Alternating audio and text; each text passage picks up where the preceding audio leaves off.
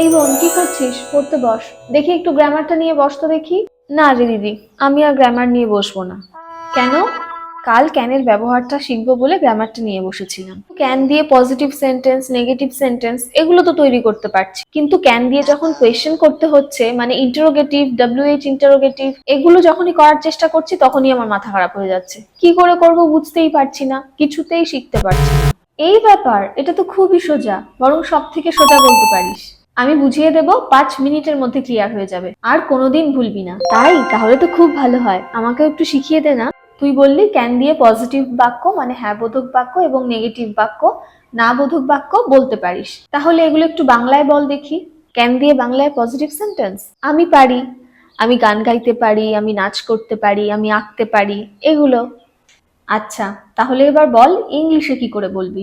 বাংলা থেকে যখন ইংলিশে বলবি তার স্ট্রাকচার কি হবে? ক্যান দিয়ে যখন আমরা পজিটিভ সেন্টেন্স বলবো তখন তার স্ট্রাকচার হবে সাবজেক্ট ক্যান ভার্ব, ভার্বের first form action verb, subject can verb. For example, আমি ইংলিশে কথা বলতে পারি, I can speak in English. Subject can verb, subject I পারি তাই ক্যান, আর ভার্ব হলো স্পিক, আর ইন ইংলিশ হলো object, I can speak in English. একইভাবে আমি রান্না করতে পারি, I can cook, I subject, can মানে পারি, কুক হচ্ছে এখানে ভার্ব, আই ক্যান কুক। চলুন ক্যান দিয়ে পজিটিভ বাক্যের আরো এক্সাম্পলস দেখে নিই। আমি অভিনয় করতে পারি, আই ক্যান অ্যাক্ট। আমি গাড়ি চালাতে পারি, আই ক্যান ড্রাইভ। আমি এটা খেলতে পারি, আই ক্যান প্লে দিস। আমি এটা বানাতে পারি, আই ক্যান মেক ইট। আচ্ছা, পজিটিভ বাক্য তো হয়ে গেল, এবার নেগেটিভ মানে না বোধক বাক্যে যদি ক্যানের ব্যবহার করি তাহলে সেগুলো বল দেখি। না বোধক বাক্য, এটা তো খুব ইজি, পারির সাথে না অ্যাড করে দিলেই হয়ে গেল। আমি পারি হ্যাঁ বোধক বাক্য, আমি পারি না না বোধক বাক্য। আমি গান গাইতে পারি না, আমি কবিতা বলতে পারি না, আমি রান্না করতে পারি না, আমি সাঁতার কাটতে পারি না, ইত্যাদি। ভেরি গুড, এবার তাহলে সেন্টেন্সে বল। এর স্ট্রাকচার তো খুবই সোজা, ক্যানের পরে নট অ্যাড করলেই হয়ে গেল। ওখানে স্ট্রাকচার ছিল সাবজেক্ট ক্যান ভার্ব, আর এখানে সাবজেক্ট ক্যান নট ভার্ব, মানে ক্যানের পরে নট অ্যাড করতে হবে। এটাও খুব ইজি। ফর এক্সাম্পল, আমি গান গাইতে পারি না, I can not sing. I subject, পারি না তাই ক্যান নট, আর গান গাওয়াটা হলো action verb. I can not sing, subject can not verb. আমি সাঁতার কাটতে পারি না, I can not swim, subject I, can not পারি না, আর সুইম হলো সাঁতার কাটা, verb. Very good, can not দিয়ে আরো এক্সাম্পলস দেখি। হ্যাঁ, জাস্ট ক্যানের পরে নট অ্যাড করে দিতে হবে, ক্যান নট। আমি পারি আই ক্যান, আমি পারি না আই ক্যান নট। আমি সাঁতার কাটতে পারি না, আই ক্যান নট সুইম। আমি কথা বলতে পারি না, আই ক্যান নট স্পিক। আমি নাচ করতে পারি না, আই ক্যান নট ডান্স। আমি যেতে পারি না, আই ক্যান নট গো। হ্যাঁ, এগুলো তো বুঝেছি, কিন্তু যখন ক্যান দিয়ে কোয়েশ্চেন করব তখন কি করে করব, ওটাই তো পারছি না। পজিটিভ আর নেগেটিভ, হ্যাঁ বোধক বাক্য এবং না বোধক বাক্য তো শিখে ফেললি। দেখ, তুই যদি এইটুকু শিখতে পারিস তাহলে এর পরের দুটো ব্যবহার মানে ইন্ট্রোগেটিভের ব্যবহার এবং WH ইন্ট্রোগেটিভের ব্যবহার খুব ইজিলি তুই শিখতে পারবি এবং ট্রান্সলেটও করতে পারবি। আচ্ছা, ক্যান দিয়ে বাংলায় প্রশ্ন করতে পারবি তো, মানে হ্যাঁ বোধক প্রশ্ন? হ্যাঁ পারবো। কি দিয়ে প্রশ্ন মানে? আমি কি এটা করতে পারি? সে কি গান গাইতে পারে? তুমি কি আঁকতে পারো? এই ধরনের প্রশ্ন, তাই তো? মানে কেউ কিছু পারে কি না এটা জিজ্ঞাসা করা হচ্ছে, তাই তো? হ্যাঁ, তাহলে এবার শোনের স্ট্রাকচার কি হবে। ওই যে পজিটিভে মনে আছে করেছিলাম, আই ক্যান মানে subject can verb, subject can verb. এটা যদি তোমরা মনে রাখতে পারো তাহলে ইন্ট্রোগেটিভটা খুব ইজিলি হয়ে যাচ্ছে। দেখো কিভাবে।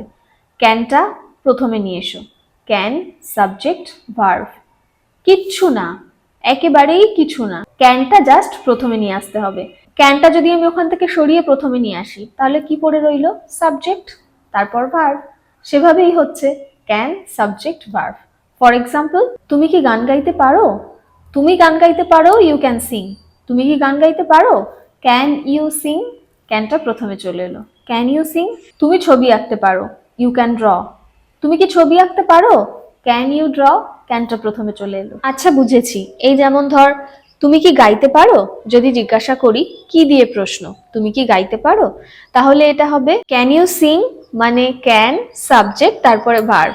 ক্যান পারো, ইউ সাবজেক্ট আর সিং হলো ভার্ব। Can you sing. তুমি কি আঁকতে পারো? তুমি আঁকতে পারো, ইউ ক্যান ড্র। কিন্তু এটাকে যদি আমি ঘুরিয়ে দিই তাহলে হবে ক্যান ইউ ড্র মানে স্ট্রাকচার অনুযায়ী ক্যান, তারপর সাবজেক্ট, তারপরে হলো ভার্ব। Can you draw. এর আরো 5টা এক্সাম্পলস দেখি চলুন। তুমি কি যেতে পারো? Can you go. তুমি কি আসতে পারো? Can you come. তুমি কি রান্না করতে পারো? Can you cook. তুমি কি এটা করতে পারো? Can you do it. তাহলে এবার ইন্ট্রোগেটিভটা ক্লিয়ার হলো, কিন্তু এখানে একটা কথা অবশ্যই কিন্তু মাথায় রাখতে হবে, সেটা হলো এখানে তোমাকে কি দিয়েই প্রশ্ন করতে হবে। ইন্ট্রোগেটিভ সেন্টেন্স মানে তোমাকে কি দিয়েই প্রশ্ন করতে হবে, কি ছাড়া অন্য কিছু দিয়ে প্রশ্ন করলে কিন্তু হবে না। এই যেমন ধরো তুমি যদি WH দিয়ে কোয়েশ্চেন করো তাহলে কিন্তু হবে না, তোমাকে অনলি শুধু কি দিয়েই প্রশ্ন করতে হবে। এবং কি কোন সেন্সে, হোয়াট মানেও কিন্তু কি সেটা কিন্তু নয়, কোন সেন্সে কি তুমি তার আনসারটা জানতে চাইছো হ্যাঁ কি না, সে পারে কি পারে না। হ্যাঁ আর নাতে যখন আনসারটা চাইছো তখন যেভাবে কি দিয়ে প্রশ্ন করো, তুমি কি এটা করতে পারো, সে রিপ্লাইতে হ্যাঁ বা নায় আনসার দেবে।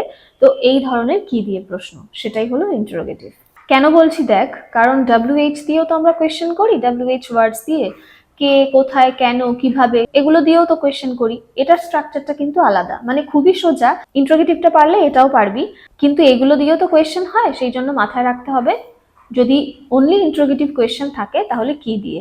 যেমন তখন জিজ্ঞাসা করেছিলাম তুমি কি এটা পারো, ওটা ইন্টারোগেটিভ ছিল।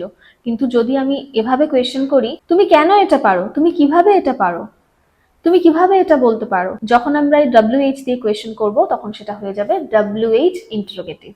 ইন্টারোগেটিভ কেন, কোয়েশ্চেন করছি তাই, WH দিয়ে কোয়েশ্চেন করছি তাই WH ইন্টারোগেটিভ। কে পারে, কিভাবে পারে, এগুলো। আশা করছি এইটুকু খুব ভালোভাবে তোমরা বুঝতে পেরেছো। এবার চলো এগুলো সেন্টেন্সে দেখি। তার আগে স্ট্রাকচার জানতে হবে।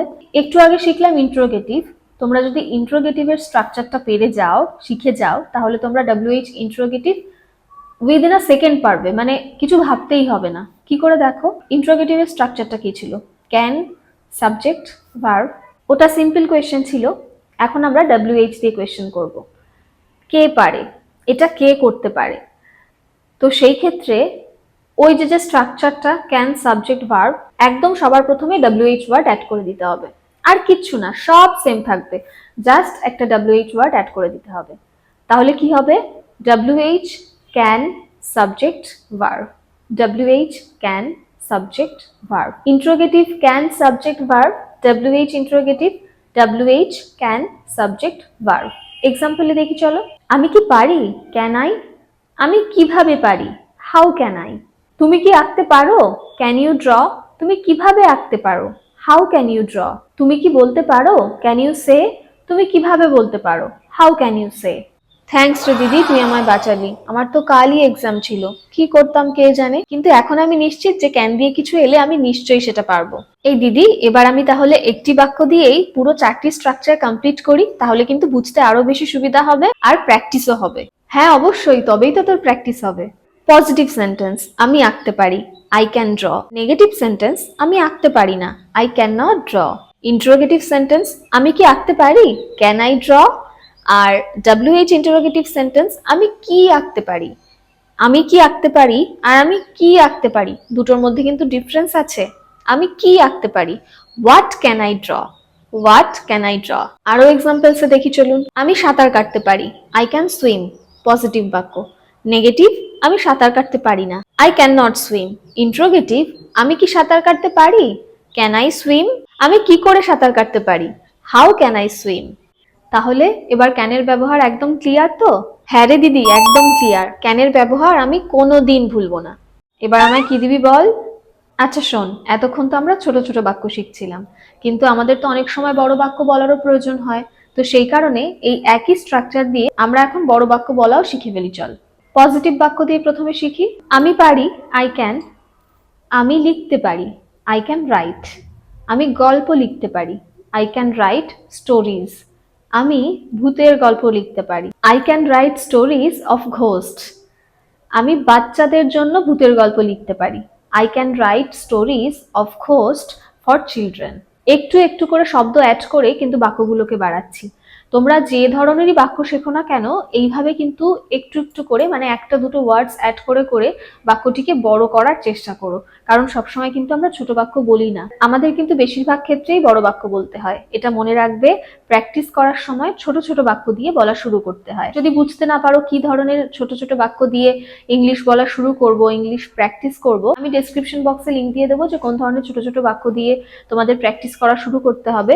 অবশ্যই তোমরা দেখে নিও। নেগেটিভটা আমি করি। আমি পারি না, আই ক্যান নট। আমি আঁকতে পারি না, আই ক্যান নট ড্র। আমি ছবি আঁকতে পারি না, I can not draw pictures. আমি এই ছবিটা আঁকতে পারি না, I can not draw this picture.